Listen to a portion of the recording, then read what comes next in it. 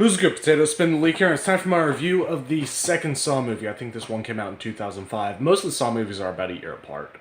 In this one, roughly 7 or 8 people are locked away inside of a house and getting poisoned by a very brutal nerve agent. The main connection in this is all of them are related to a dirty cop in some way. Most of them were arrested, but one in particular is his son. Not going to be good whenever they find that out. Anyway, the group has to solve a group.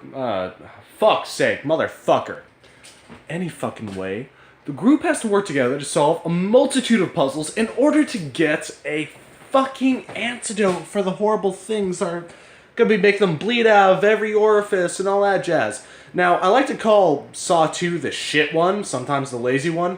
In that group of 8 people, there are only 3 traps shown. 3 traps shown. Some of the characters don't even have a fucking name. And you only know of 5 potential antidotes in the house. So, it's almost like they're all meant to die, especially since most of these people aren't going to fucking work together. Or you could even reason to believe, since 2 of the characters were meant to escape anyway, that they didn't really need it, and the best case scenario would be for the other 5 to find the antidote. But they would also go through multiple character changes that would just force a death. For example, one of the first deaths was Obi. Spelled O-B-I. You might think O-B, but it's Obi.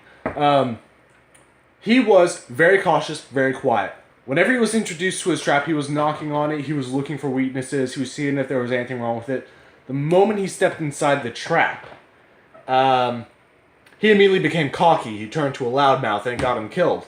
He went from being extremely careful and taking note of everything to just being like, oh, fuck it, I'm just gonna go do this bullshit. Woohoo! Nothing bad can happen here. Ah, what a world! What a world! I'm in the oven if you didn't notice. More than anything, though, the traps in this movie were way easier to avoid.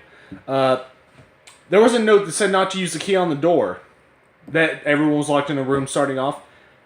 The door was on a timer. After a certain amount of time, the door would open. This gave them a chance to think about the first puzzle, which would have cured one person.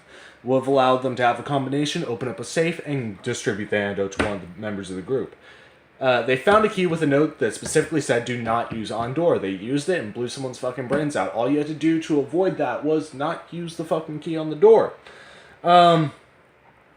The furnace that Obi crawled into, if he had literally taken a second and looked at where he was going instead of just crawling in and grabbing shit, he would have seen a nozzle with a hint to what to do in order to prevent, I don't know, dying. Let's see, there was a pit of needles. No one died there. It was cringeworthy, but all they really had to do was jump in, search for the shit, and then unlock the fucking door. The easiest one to avoid, though, is that razor blade trap. You know, where the girl walks in, sticks her hands up in the... Yeah, If you look, there is a cheap-ass padlock on the back. It's very tiny, and it is one of those literally $2 padlocks that is brass and stainless steel. You can literally just rip it out of its fucking socket. She didn't even listen to her tape. There was probably a key in the room. Didn't even have to, you know. If she had just literally taken a second to look and listen, she would have been fine. Pretty much the rest of the deaths were all forced by the environment and infighting. It was really just a way to set up not even the 3rd movie, the 4th movie. Like literally skipping over. All they were doing was introducing Jigsaw's successor, or one of the potential successors, and capturing a detective to use as leverage for a later trap. That's all they were doing. Everything else was just filler.